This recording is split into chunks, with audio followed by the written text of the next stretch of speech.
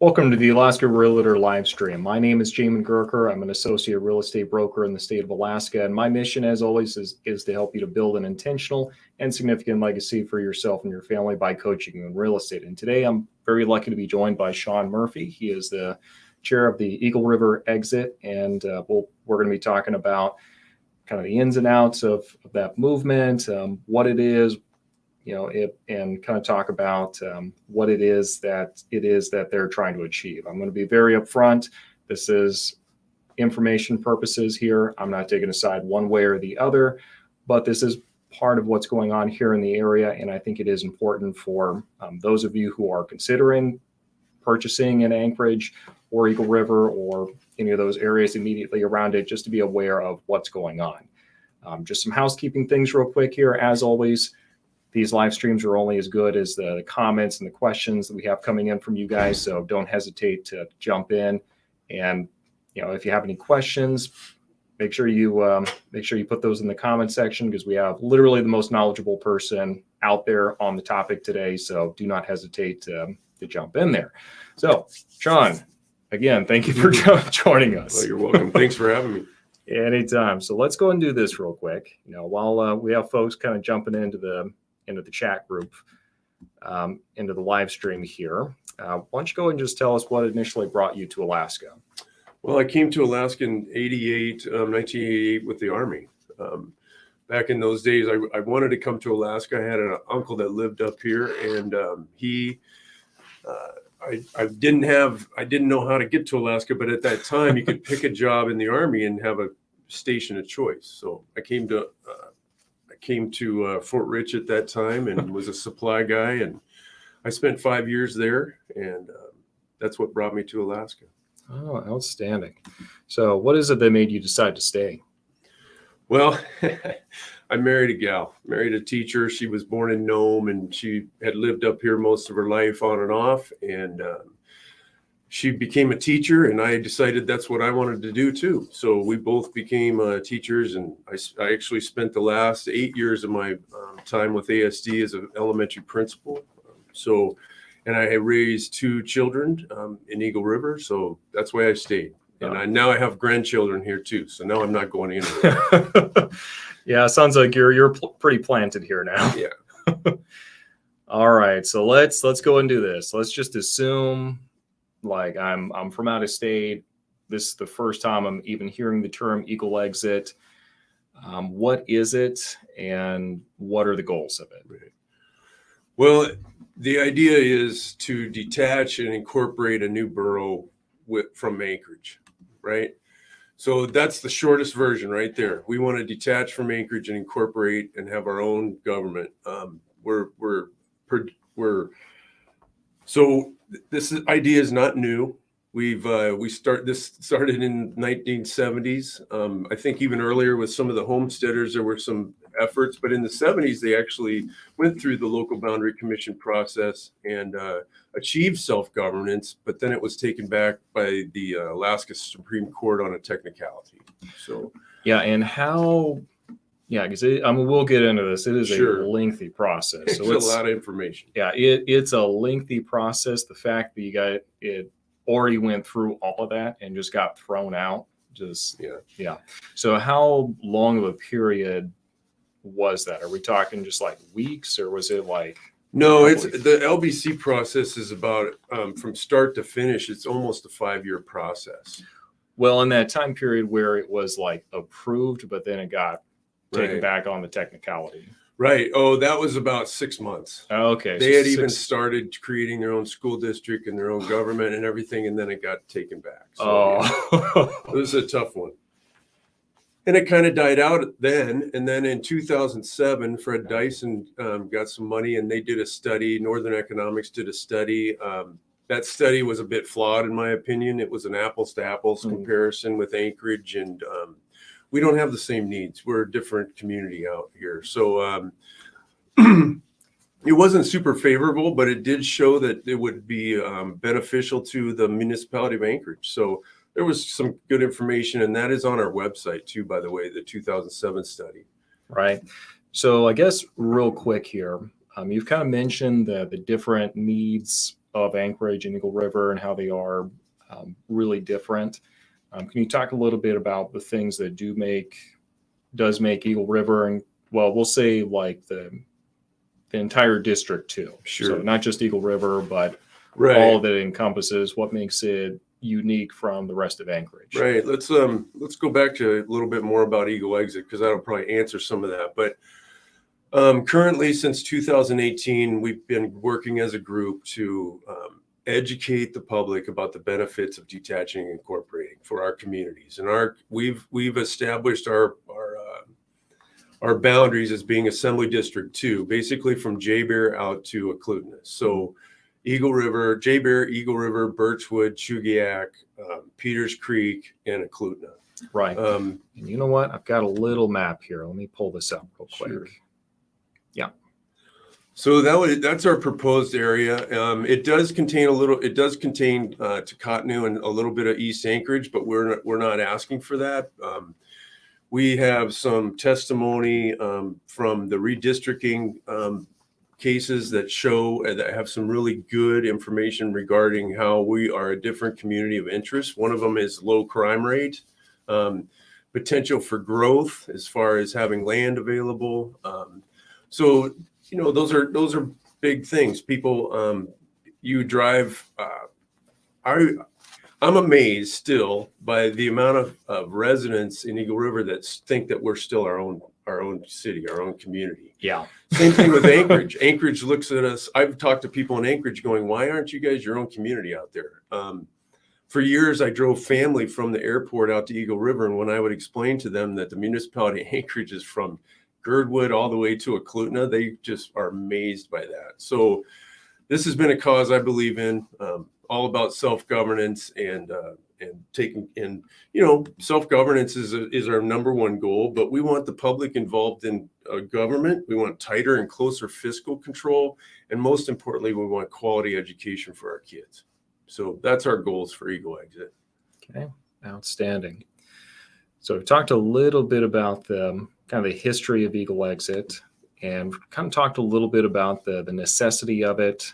And really what makes it necessary is just that Eagle River and really the entire area is kind of its own, it kind of marches to its own tune in a lot of ways. Sure. And it's just a lot more efficient to be able to govern a smaller area. Right. And a smaller school district. We're looking at a school district of about 7,100 students, 2 high schools, 2 middle schools, and 17 schools altogether. But just imagine the possibilities for a community to have a district that size and the input and the effects that we could have.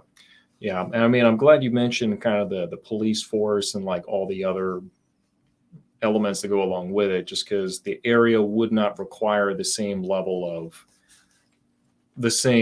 policing, the same right. Fire department. So yeah, just being able to consolidate down a little bit, I can certainly see the logic behind that.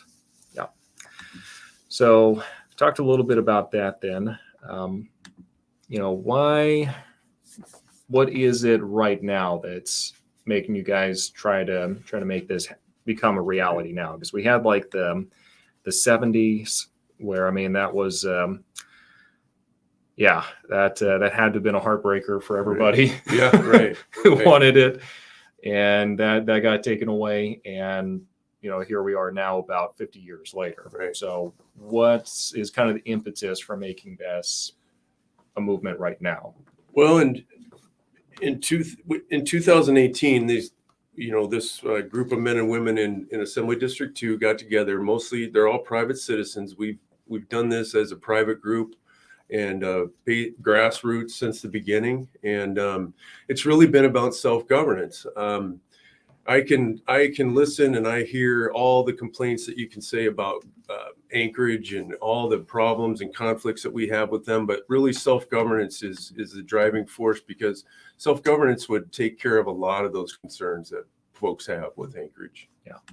So without getting too controversial here then, what are there specific issues that people in the movement would kind of point to that and say that it'd be better to have more local self-governments than just relying on the assembly in general?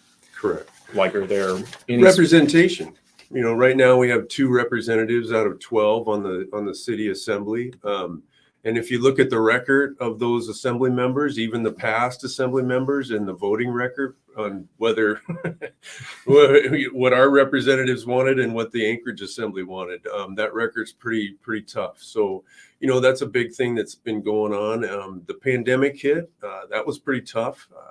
It was tough to keep the movement going because Anchorage shut down and we weren't able to meet quite often. So, you know, that was kind of overreaching. And as we move forward, we started looking at numbers. And the first question from most folks is, will my property taxes go up? Always. And that's been the cause. And that motivates a lot of people. But at the same time, we wanted to get some numbers together for folks. This is the driving force for me once I became chair in 2021 was to put an action item in front of folks. We've talked about this a long time, and I wanted to get to a place where we could the board wants to get to a place where we can put something in front of the public and say yes or no, you want this or you don't. And we've done that. We've gone through the Local Boundary Commission. We've learned it. We've been educating folks about it, educating ourselves about it. And we've made huge progress. We have a petition written. We have a legal brief and a charter. Those things are on our website now. And they are also with the Local Boundary Commission getting a technical review, making sure that we have all the content. So that's really where we're at. And that's a big driving force for us, is to get that action item in front of folks. I'm glad you brought up the local Boundary commission. There we go. I rehearsed that a million times in my head. Local boundary commission. Yeah. One thing that I don't think a lot of people are aware of is that there's already a process in the Alaska Constitution for this split, because in their wisdom, they understood you're not going to just have a city and it's just always and forever going to stay together. Right. So the writers of our Constitution wrote in Article 10 and helped. It basically created the Local Boundary Commission. It's a 5-member board appointed by the governor, and they receive and handle and make decisions on all annexations, incorporations, detachments across the state. So they also have a website, the Local Boundary Commission with the state, if you want to look up some of their information. But that process all starts with a petition, and that's where we're excited to be. Right. So we do have a question here in the comments section. So, is part of the concern taxes not being distributed fairly to Eagle River? Is Eagle River being left out of funding of initiatives? I guess just looking for some examples there. Right. So one of the areas that we think we can save quite a bit of money is with our police department. We paid in 2002, in 2022, we paid $15.62 million in property taxes for police. And that carries 3 to 4 police per shift and some dispatch and a few detectives. We think we can do that for a lot less than $15 million for our community. So there's little things like that jump out. What else was there on that question? As far as examples of being left out, I've been going to community council meetings quite a bit over the last couple of years, and a lot of them were Zoom for a while. But attending those meetings and hearing the differences of funding when it comes to the Subursa Road Board, and the difference on how they pay for our funding for roads out here versus Anchorage, that's been a discrepancy. Traffic mitigation has been a discrepancy between what Anchorage gets and what Eagle River gets. So there's several examples of that. But for the most part, we actually think with the numbers that we've been looking at and some of the hypotheticals that they took out of all 9 tax districts in Assembly District 2, they took $68 million last year. Yeah. We think we're getting about $42 million in services. So that's a pretty big discrepancy. We want you to look at the numbers and see if we're seeing the same thing. The tax numbers that we've been looking at include nonprofits and our exemptions for senior citizens and military. So we get that follow-up. We get that question quite a bit. What's going to happen to my veterans discount, or what's going to happen to my senior discount? the numbers that we're running already include all that. So nobody's looking to take those away. Right. Yeah. And I mean, I think the other thing that goes along with it is you just get a smaller area and it just becomes that much easier to actually manage, and the tax base required to do that, which Eagle River already has one of the largest tax bases for the entire area. Because, I Sure don't want to talk too much to it, but I mean, I was looking at one of the studies, and it shows actually that if Eagle exit happens, then, Eagle River or the ensuing borough that comes from it actually now is the second largest city in Alaska. Is that? If we became a city, that would be true, but we're looking to become a borough. And when you look at the size of the boroughs in Alaska right now, I think the last time we looked, we would be about the third largest borough in Alaska. Gotcha. But yeah, and the other exciting part is the school district. When you talk about a smaller, more efficient run school district, I've read studies about once a school district gets to a certain size, they become inefficient and disconnected from their constituents. And so I've looked at the Anchorage School District. I've worked for the Anchorage School District, and boy, are they disconnected from their constituents. And I think we as a community want to take our schools back. And I'm pretty sure our communities can run our own school district. Yep, absolutely. All right, so we had another question come in here from YouTube. Let me pull this up real quick. Yeah, so this is coming in from Tony, and I'll go ahead and read it off to you real quick. What's the opportunity cost of focusing on an exit? And he said maybe energy could be better spent improving things in the current framework. So, I mean, that's a good question. So what are the thoughts behind just trying to improve what we have versus we've gotten to the point where just an exit is the best solution? Right. A lot of that has to do with the process. The local boundary process is quite, it's cumbersome. It takes a while. I said earlier, it's about a 5-year process, but it all starts with a petition and signature collecting. And by the way, that timeline kind of looks, and I'll get to your question, but the timeline is we have 1 year to collect signatures. And if we get enough signatures, it goes to the local boundary commission for about a 2-year process, public hearings, analysis, and a decision. If that decision comes back positive, then it would go to a vote of the people and of the area of detachment only, or it could go to the legislature for action. So we're hoping for the home rule option so that we can vote on it as a people that want to detach. So with that, then, is it the decision of the legislature as to whether or not it goes to the home rule? It'll be the local boundary commission making that decision. Got it. Okay. And so once that's done, if that vote turns out positive for us, then there's a 2-year transition process. And this is where part of your question is, at that time, it's a division. There would be a division of assets, liabilities, and bonded indebtedness with Anchorage. And we've had some of that communication with them, but with that division, we would then be able to start making decisions for our own community at our own costs, if that makes sense, based on what we can create as a community in our tax districts. So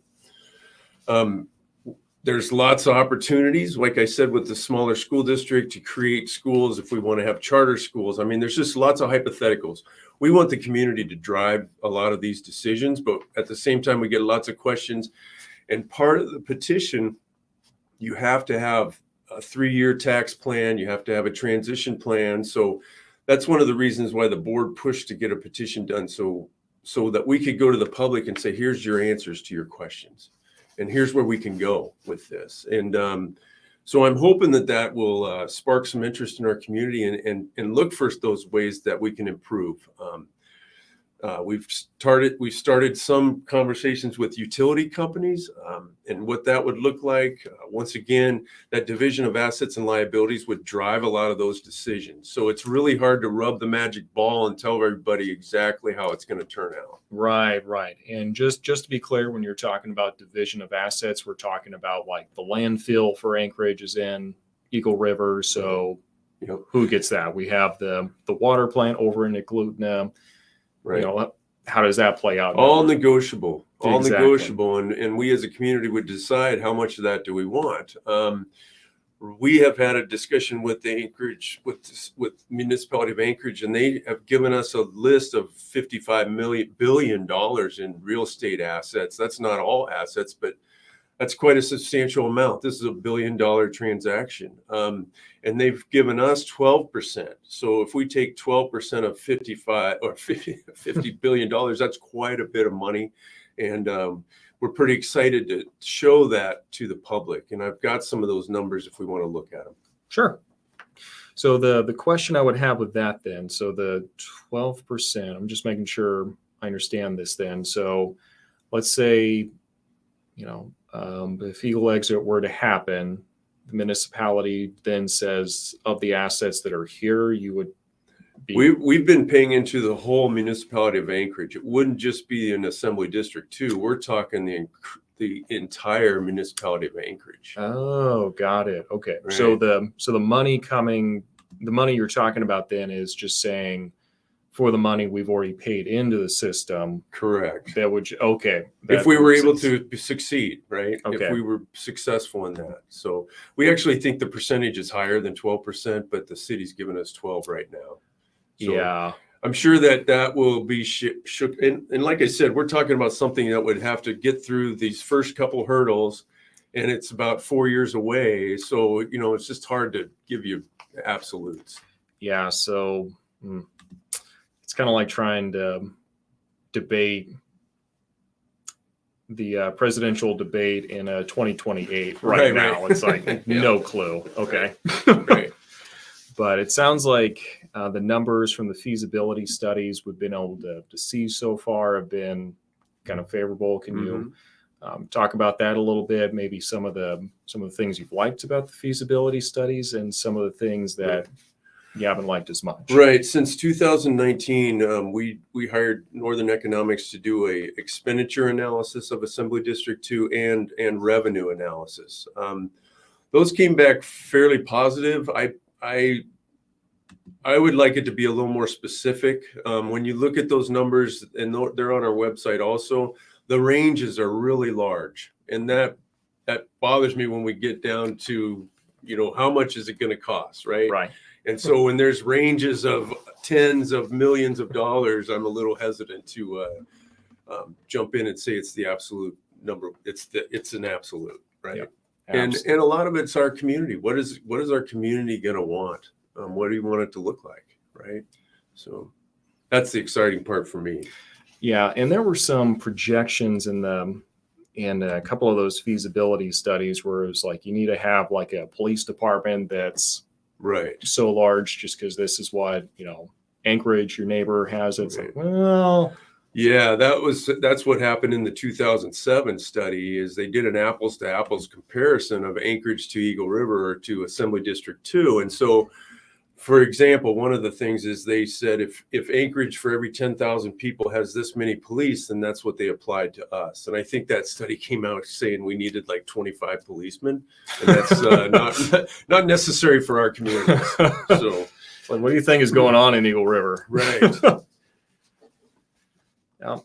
Outstanding. Okay, so it looks overall like the income, well, that's not the right word, the tax revenue from the current taxes we have now sounds like it will tentatively be able to cover the projected expenses for kind of our own self-governments. Correct. Is that okay? And then another thing, going back to the question on taxes, since 2019 to 2022, your taxes in Assembly District 2 went up 15.86%. Even more troubling is your assessment value went up from 2019 to 2022 by 13.58%. So your taxes are going up. And I think it's time for us to take control of that. Yeah, because I mean, I can speak a little bit on this just as far as the real estate goes. So realistically, we're probably not going to be seeing any real slowing down in the values going up anytime soon, just because the total number of people putting their homes on the market is much lower than what it normally is, and that's creating a shortage.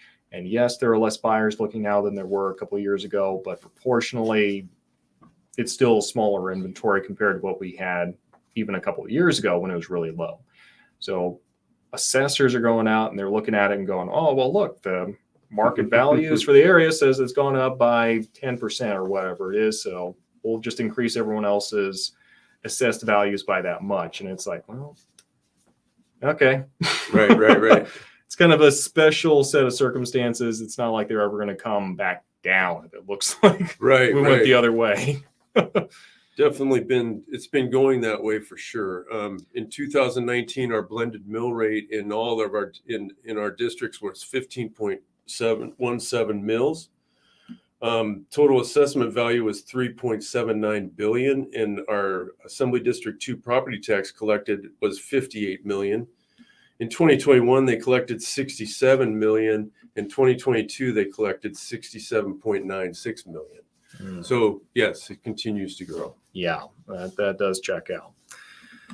So I guess the question I would have then, do we lose any efficiency by creating almost some redundancy with us having to have like the 2 police departments, 2 fire departments, multiple schools? Do we create any redundancy in that area, or also do we lose anything as far as like not being part of like the bigger piece if we're smaller? Is there any loss just due to the scale of whatever it is we're doing? Sure.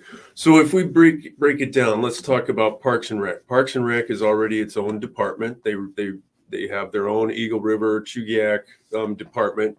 We're not in our numbers that we've been running. We're not looking at any mill rate changes for Parks and Rec, nor any changes to their operation. Subursa, our road board, we're not looking at changing any mill rates with them. And McKenna already has that contract, and so we're not looking at changing your roads being plowed. So that's a big question. So those areas we're really not looking at changing. But when it comes to education, police, and fire, we think we can save some money in those areas, and we can get more specific about it. But at the same time, when you create a borough with its own school district within it, I think that provides opportunities where you can cut down, you can do some more efficiencies with your road maintenance and your plowing of roads and properties. So smaller is better. Yeah, absolutely. Which, like I know a big concern for a lot of people with the municipality this past winter was just all the road maintenance and everything else. So, and I actually heard that it looked like Eagle River has kind of been the envy of Anchorage for a long time with the road maintenance. And it sounds like even Eagle River was like really struggling last winter, all the snow we had. So we just had so much snow. It was just a matter of the snow. And how it just came so fast. I mean, just like overnight, that 4-lane road turned into like a 2 or 3 lane road very quickly. Outstanding. So one question I did have here, just with, if it goes through, it passes, what are going to be some of the growing pains do you anticipate a new borough would have as it's developing? I mean, we're kind of talking about taxes a little bit, schools. I mean, these are all going to be big topics. And let's, and going through the local boundary commission, those topics will come up. We can talk about creating budgets for a school district, or creating a charter for a new school district. Those are things that hurdles that we're going to have to get over. How are we going to handle utilities? That's a hurdle. Those things are going to cost consultants and legal fees. And that's where we know right now people can help us the most is by fundraising. because right now we are going to have to pay our lawyers for what the work that they have done. And we know that going forward, we're going to need to pay for consultants and legal. So those are hurdles right now, creating those budgets. We've talked to King Economics a little bit already about creating some numbers for our school district. And those are areas we even used a calculator that the school district provided with us to run some numbers. And that's an area where we think we can save most of the property taxes. One scenario that we've written up saves us about $20 million in property taxes. Just because there's so many different funding sources for education. And when you run the calculator, it looks really positive. Lowering a mill rate, I forget what the numbers are, but we basically would cut our mill rate in over half just for education in Assembly District 2. Got it. So potentially actually having less taxes than Right. what we have now, just because we're not trying to maintain, was it 50, 60 plus buildings for the school, Right. Across Anchorage. Over 100. Over buildings 100. in Anchorage, right. And they have their district is about 44,000 now, which is huge, large. And just talk to families in Eagle River, Chugiak, Birchwood, and ask them what schools they like and what works best. And I think you'll get an earful. Yeah. Yeah, that's been my experience. All right, so this is kind of a big question here. How much control will members? Okay, so I guess let me think of the best way to phrase this one, because it can get a little confusing. Right now, just with Eaglexit, obviously you guys are providing a lot of leadership, a lot of momentum, kind of pushing against the inertia. Once the process actually gets started, like, will the members of Eaglexit kind of stay involved with it, or is kind of the feel that they just want to get it going and then step back and be like, thank God that's done? No, we're a 501c3 nonprofit. We have our own 501c3, and we've really been all about educating the public about the positives of detaching and incorporating and the positives of self-governance. And all the questions, once again, all led to, once we studied the local boundary commission and found out all the information we need to have for a petition and wanting to get that action item in front of folks, we're excited about that. The other part of it is our charter. It's quite a different charter. It's been gone over very well by our lawyer. She thinks it's really a solid charter, but it really is a charter written up for the people running the borough government, self-governance. There's a lot of details involved, but the short version is that we would create commissions out of our 9 tax districts. We create a commission out of each one of those. That commission would elect an assembly member that would then go to the assembly.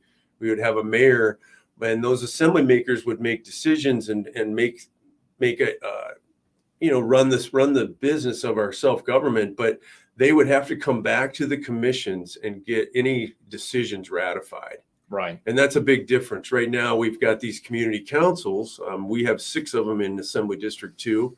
And if you've been to any of our community councils, we're not held to a high esteem of accountability. No one's really listening to us completely. The assembly pretty much does what they're going to do without any input from the community councils. Yeah, exactly. I mean, really the main power you have as a community council is to be a sounding board. That's about what it. it is, and that's about and it. Our charter will strengthen that with our commissions having to ratify decisions made by our assembly. Yeah, and just having more elected officials in those specific areas is already going to give a whole lot more representation. Those people are coming from within our community. There's not 10 people in Anchorage making decisions for us in our communities. Yeah. Well, the thing also is, I mean, right now we've got 2 people and it represents like that entire area. Right. So, I mean, yeah, nothing against the people we have currently, but yeah, it's only 2 and it's pretty overwhelming. Yeah. They can be the absolute best people in the world and 2 against 10. Right. So that's, I can certainly see that. All right. So let's go ahead and touch on this a little bit. Will will Eaglexit and what we're wanting to do you think that will impact any of the zoning for the way we have it set up right now? Or is that, again, going to be something we're going to have to parse out later on? Yeah, I think that's something our community wants to take a look at. A lot of the conversations that we've had around those areas is having that industry, for example, food industry would create their own inspection service. The construction industry could create their own inspection services. So those are ways that we're looking at, and contract those out so that we get our best bang for our money. Mm. So those are areas that we're looking at changing when it comes to zoning. And but once again, that's up to the community.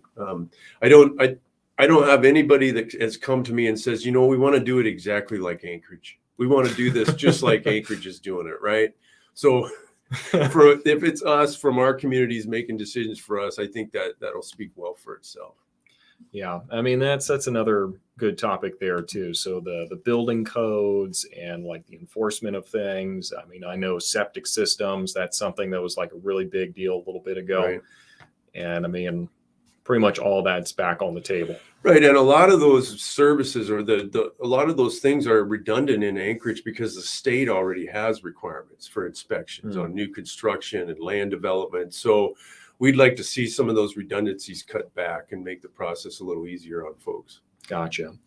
So we've kind of talked a little bit on kind of the 30,000 foot view on everything. What's kind of been the impression you've had talking with members of the community about it? Because I mean, it sounds like you guys have been pounding the pavement and getting the word out there. So what's kind of been the reaction from people? It has been a little bit all over the board.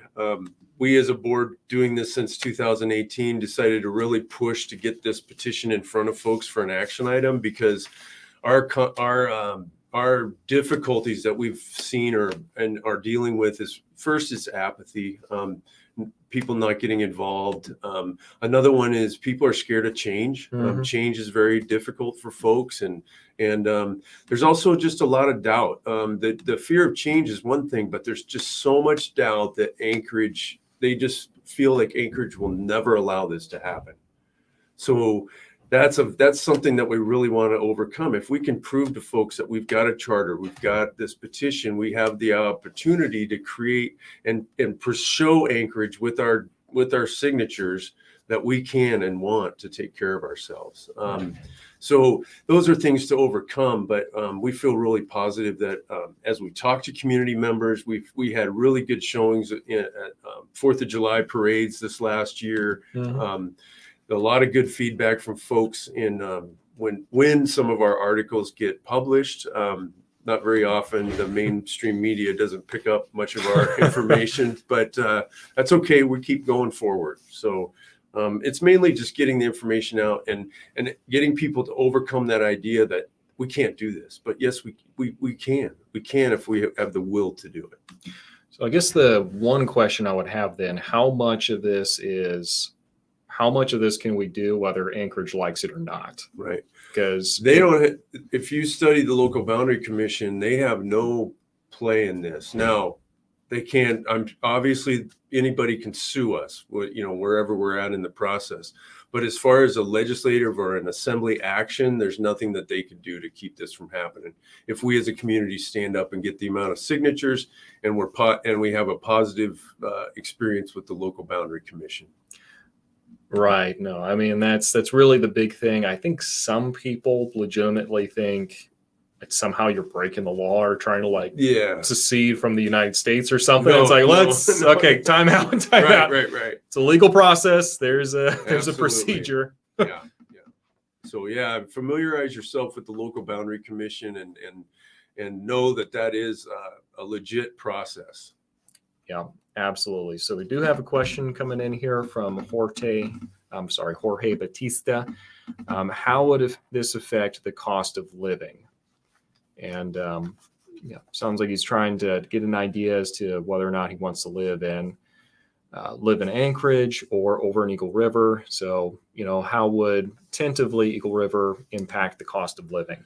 Right. Well, a borough a borough has powers, taxation. We talked about how we'd like to lower our property taxes. So that's one area that we'd like to be cost effective in. The other cost of living would be not to taxes. You know, Matsu's got some taxes going on. We're not proposing any taxes, but that would be a way for us to keep that at bay, to lower the cost of living.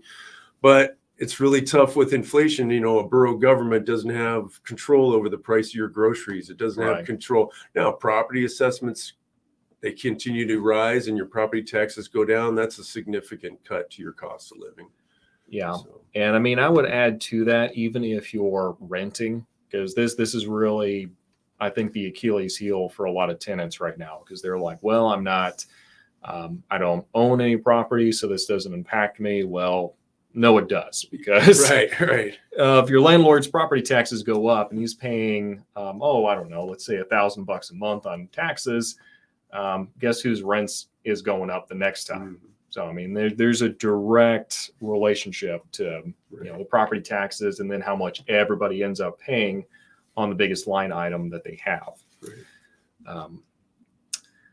But yeah, folks, well, if you have any other questions, concerns, feel free to go and drop them into the comments section. We're going to go about another 10, 15 minutes here. And this is going to be the best time for you to get any questions, concerns, anything like that in, because, this is the expert right here. So let's go ahead and talk. All right, so let's go ahead and just answer this question real quick. So really, on a day-to-day basis, how do you believe this will impact the average person who's, really kind of focused on their lives, not necessarily actively engaged in local governments and everything? Really? So if this all goes through, how much of an impact you think they're going to see? I think our communities gaining independence will renew our communities. I talk to folks and they're like, we have to do that because we want to preserve our communities. Well, we're going to continue to grow. And I think if we're growing and we're governing from within, I think that's a positive movement. I think that'll impact how we feel about our communities, the pride that we feel. I think if we had our own school district, I think that's a huge impact to families, to have some input. We're talking about a smaller school district. We would hope that we don't do it just like Anchorage. Anchorage created their school board. They elect those school board members at whole. And so the whole city votes for those 9 members on the Anchorage school board, but they're not accountable to any district or set of schools. We'd like to see that changed. But once again, hopefully our community will too, but we'd like to create a school district where this board members are accountable to whatever amount of schools they have, whether it's the schools in Chugach, or maybe it's just Eagle River High School and all the feeder schools of Eagle River High School, or Chugach High School with their feeder schools. Right. But the school board members would be accountable to those schools, and hopefully parents would have more of a voice and be involved in those things. Charter schools, more CTE. It's CTE? Career tech education. Got it. So the skills, electricity, all those skills, we could create those avenues. The healthcare industry, technology industry, we create schools with high schools with those tracks happening within them. So I think the education part is a huge impact. If you just take a district that's as large as Anchorage and change it back to a small school district with representatives that are accountable and from within their community, the possibilities are endless, and how that could impact our children in our lives. Right. Well, with kind of narrowing the field a little bit, if you would, like everyone's vote goes so much further too. Yeah. At that exactly point, right. Which, I mean, I know like the local politics, like it's kind of embarrassing, like how many people show up for like municipal elections. But I mean, especially if you get down to like the kind of that new borough size, like it's very easy to.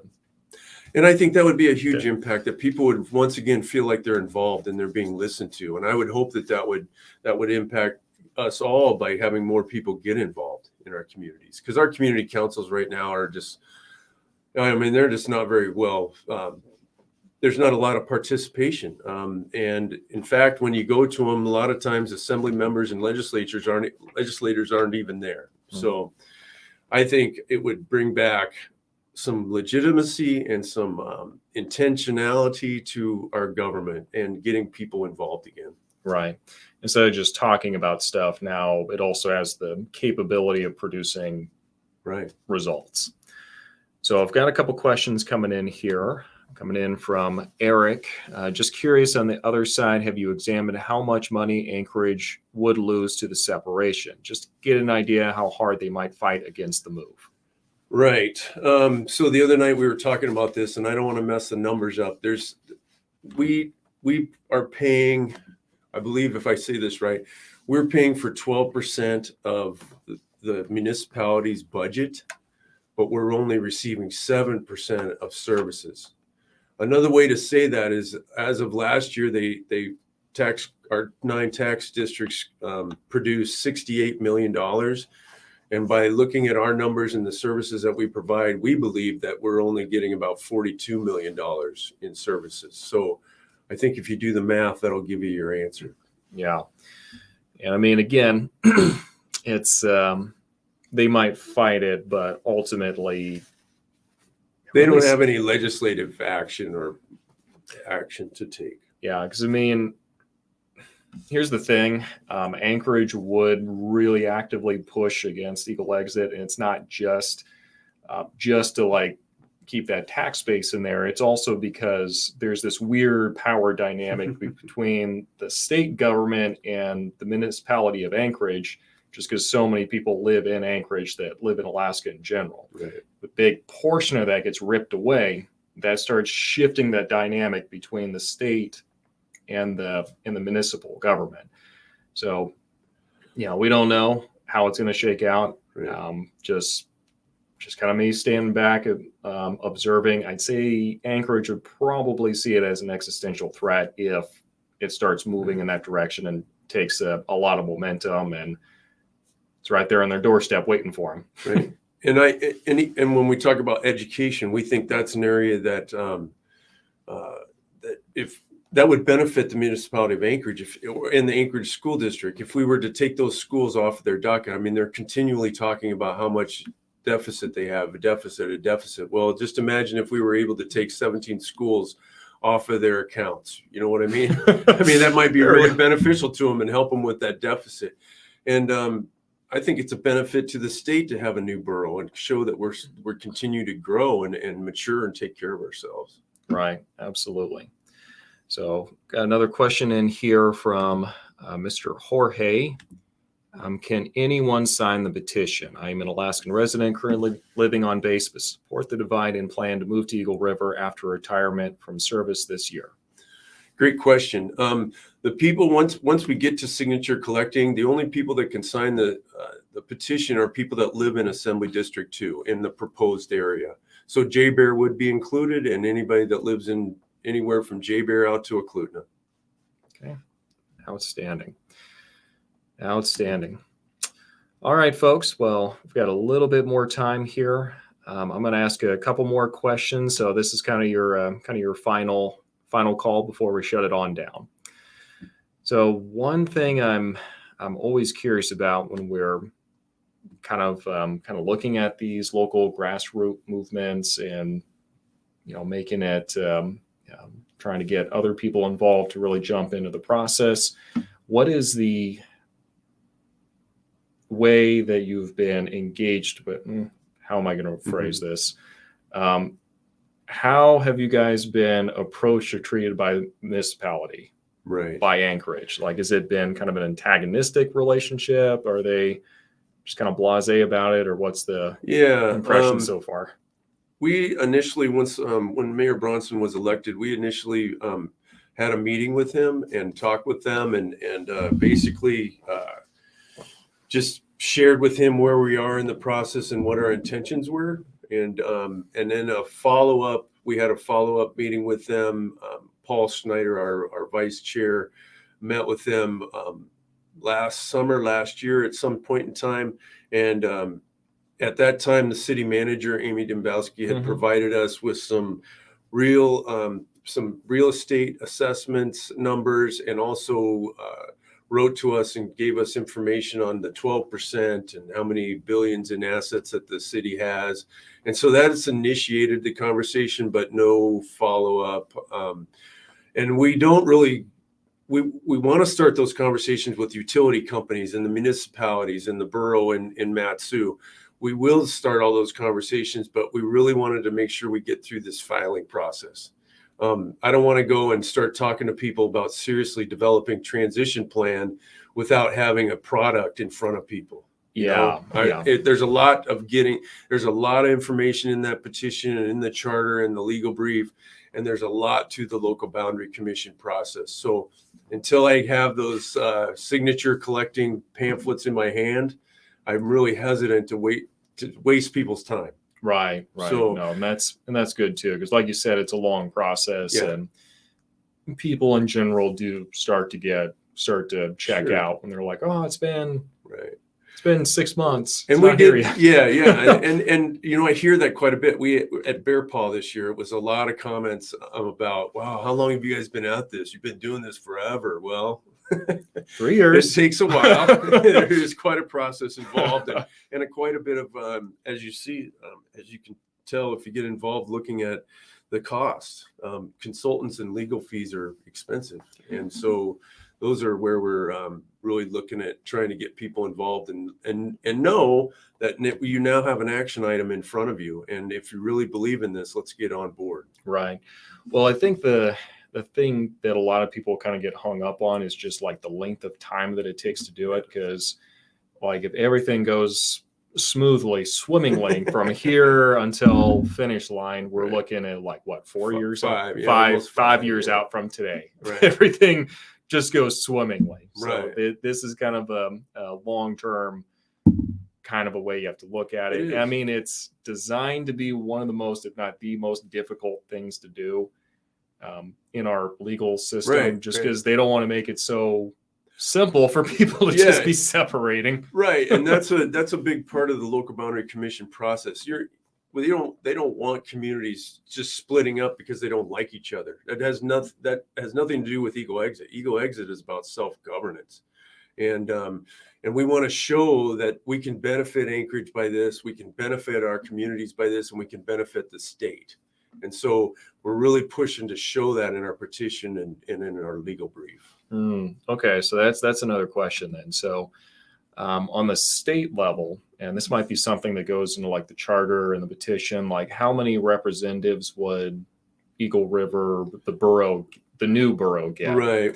Go into the legislature? Yeah, the answers I've gotten from that is that we wouldn't have any changes at the time. That's based on population, so that wouldn't change. Okay. And doesn't sound like they would probably redivide any of the boundaries really either. It's not that I'm aware of. Because we're dealing with the state level at that point, not the municipality borough level. Right. Okay, got it. Okay, well, I can speak a little bit real quick. No one's asked it. I'm sure you guys are thinking it. Will Eaglexit have an impact on home values in the specific market? I kind of doubt it. I don't know with 100% certainty. It's really hard to get a whole lot of studies on this, at least on my end, for the kind of data I need to be able to analyze it. I kind of doubt it, though, just because really what makes Eagle River valuable for a lot of people purchasing is because of its proximity to base, its commuting distance, a lot of the amenities, and none of that would be going away if Eagle River Eaglexit happens and then it breaks off, becomes its own borough. So not really seeing a whole lot of an impact there. If the tax values come down on it, it might actually go the other way, which, we would need some more development at that point, which that's a completely different live stream, different time. Right. But all right. Well, Sean, I really do appreciate you jumping on here and volunteering your time and answering the questions. I know this is an issue that a lot of people do have questions about. Sure. And I think a lot of people just don't know where to start when they're trying to figure it out. Right. So what would you say to those folks that do care? Mm-hmm. They might recognize the logo, they just might not know where to even start with this thing. www.eaglexit.com.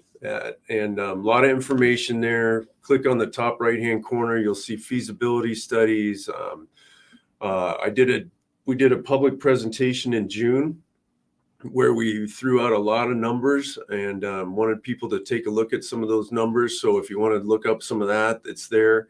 And like I said before, learning the local boundary commission process, just learning that and realizing that this is something that's possible. And if we come together as a community and get the right amount of signatures, then we can get this started. Yeah, absolutely. All right. Well, again, thank you very much for joining us. Thank you. Everyone else, thank you. Thank you for joining us as well. If you have any other questions, comments, anything like that, I'm not the Eaglexit guy. I know kind of the basics of the process and everything involved with it. I'm definitely not your go-to when it comes to this. So my contact information is on the website, but you can always feel free to contact me or any other board members with questions. Okay. There you go. And we're meeting on Tuesday nights. And starting in September, we will have a public meeting every third Tuesday of the month. And that will be at Core Realty above Extreme Heating on Farm Avenue. So every third Tuesday of the month, we will have a public meeting starting in September. Outstanding. So if you want to jump into kind of the grassroots movement and kind of jump into local government, if this is something that you want to do, or if you're just trying to figure it out, it's going to be a great place to go. Super. All right. Well, thank you. Thank you. All right. Everyone else, you guys have a good night.